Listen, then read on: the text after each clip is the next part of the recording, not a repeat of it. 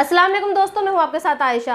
तो दोस्तों, आज सोशल मीडिया ऐसे वीडियो और ऐसे बयानों से भरा पड़ा है जिसमें ये दिखाने और बताने की कोशिश की जा रही है कि दिल्ली एयरपोर्ट पर जो हादसा हुआ है उसकी जिम्मेदार कांग्रेस थी, बीजेपी नहीं। दिल्ली में जो पानी भरता है उसकी भी जिम्मेदार बीजेपी नहीं बल्कि आम आदमी पार्टी है।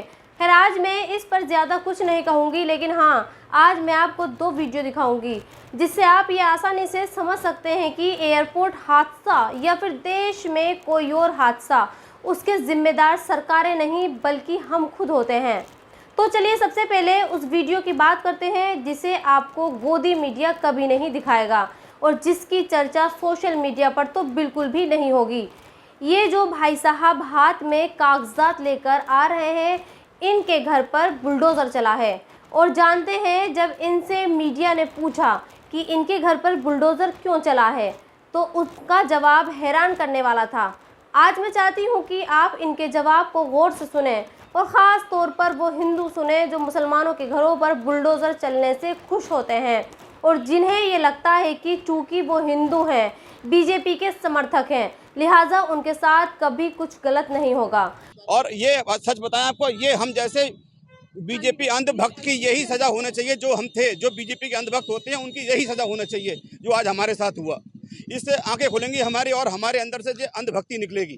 खैर, अब उस खबर की बात करते हैं जिसके बारे में लोग ये कह रहे हैं कि कल सूरज पश्चिम से नहीं बल्कि दक्षिण से निकला। दरअसल आज तक के मशहूर एंकर सुधीर चौधरी ने अपने लाइव शो के दौरान ये कबूल किया कि मोदी सरकार से अच्छे तो मुगल और अंग्रेज थे। उनकी बनाई हुई इमारतें और पुल आज भी 400 सालों से ऐसे ही खड़े हैं, जबकि मोदी सरकार के पिछले 10 साल में जो भी इंफ्रास्ट्रक्चर का काम हुआ है वो गिर रहा है। मुगल बादशाह शाहजहां ने वर्ष 1648 में आगरा में ताजमहल का निर्माण करवाया था और 376 वर्षों के बाद भी आज ये ताजमहल उसी रूप में सुरक्षित खड़ा है, उतना ही खूबसूरत दिखता है। इसमें कोई दरार नहीं है, यहाँ कोई पानी नहीं भरता। मुगलों ने ही वर्ष 1648 में दिल्ली में लाल किले का निर्माण करवाया था। ये लाल किला भी आज 376 वर्षों के बाद उसी रूप में पूरी तरह से सुरक्षित खड़ा हुआ है। वैसे सुधीर चौधरी के इन विचारों को देखकर मेरा ये नज़रिया अलग है और वो नज़रिया ये है कि अगर मुसलमान ईमानदार है और अपने ईमान पर टिका हुआ है तो फिर एक दिन उनसे नफरत करने वाले लोग भी मोहब्बत करते हैं। वरना सोचिए, सुधीर चौधरी को मुगलों की तारीफ करने की ज़रूरत क्यों पड़ गई, क्योंकि सुधीर चौधरी भी अब इस बात को समझ चुका है कि हमारे देश में मुगलों ने जो भी इमारतें बनवाई या जिनका भी निर्माण करवाया या काम किया उसे ईमानदारी से करवाया, उसमें करप्शन नहीं था और जो करप्शन करता था उसके हाथ कटवा दिए जाते थे। जबकि आज इसका उल्टा हो रहा है। दिल्ली के एयरपोर्ट पर एक छत गिरती है, उसमें एक आदमी की मौत हो जाती है और केंद्र में बैठी सरकार के चापलूस ये बताने और दिखाने में लग जाते हैं कि जो छत गिरी है वो कांग्रेस की सरकार में 2009 में गिरी थी। सोचिए, अगर मोदी की सोच मुगलों जैसी होती तो क्या उनके चेले चपाटे इतना बड़ा हादसा होने के बाद भी यही कहते? यकीनन नहीं, बल्कि मोदी उन इंजीनियर और उन कंपनी के मालिकों को कड़ी से कड़ी सज़ा देते जिन्होंने एयरपोर्ट की छत बनवाई थी। लेकिन ऐसा नहीं होता।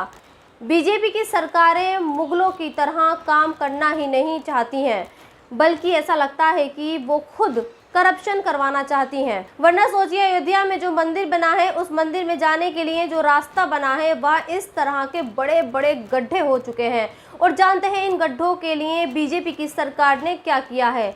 उसने 3 जलनगर के छोटे से इंजीनियरों को सस्पेंड कर दिया और जिस कंपनी ने इस रामपथ रोड को बनाने के लिए सरकार से 844 करोड़ रुपए लिए, उसे सिर्फ नोटिस दिया गया है। अगर ये रोड मुगलों के राज में इस तरह से गड्ढों में तब्दील हुआ होता तो यकीनन मुगल बादशाह न सिर्फ इसे बनाने के लिए इंजीनियरों के हाथ कटवा देते बल्कि कंपनी के मालिकों को भी देश से भगाने पर मजबूर कर देते। लेकिन हमारे देश में ऐसा नहीं हो रहा और बीते 10 सालों में तो बिल्कुल भी नहीं हो रहा। अब दिल्ली के प्रगति मैदान की इस टनल को ही देख लीजिए। सोचिए, जिस टनल का उद्घाटन करते वक्त मोदी को ये गवारा नहीं था कि वहाँ कोई गंदगी हो, उस टनल में एक ही बारिश में पानी भर चुका है और मोदी जी खामोश बैठे हैं।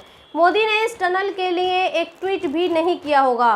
और जानते हैं आज भी मुगलों के बनाए ताजमहल में पानी क्यों नहीं भरता, आज भी मुगलों की बनाई जामा मस्जिद में पानी क्यों नहीं भरता, क्योंकि मुगलों ने जिन इंजीनियरों से ये इमारतों को बनवाया था उन इंजीनियर को ये पता था कि अगर उन्होंने घोटाला किया, अगर उन्होंने करप्शन किया तो उसकी सज़ा मौत होगी। लेकिन आज के इंजीनियर और आज के ठेकेदारों को ये पता है कि उनके साथ ऐसा कुछ भी नहीं होगा, क्योंकि उन्हें जो काम करने का ठेका मिला है या हासिल किया गया है वो भी खिला पिला कर किया है। और सबसे आखिर में आपको आज टाइम्स ऑफ इंडिया में छपी यह खबर बताना चाहती हूँ, जो हमें ये बताती है कि मौजूदा सरकार सरकारी एजेंसियों का इस्तेमाल चोरी और करप्शन करने वाले लोगों पर शिकंजा कसने के लिए करती ही नहीं, बल्कि उसका मकसद सरकारी एजेंसियों का इस्तेमाल करके सिर्फ राजनीतिक लाभ होना होता है। वरना सोचिए, झारखंड के मुख्यमंत्री हेमंत सोरेन की रिहाई के बाद आज हाई कोर्ट को ये कहने की ज़रूरत नहीं पड़ती है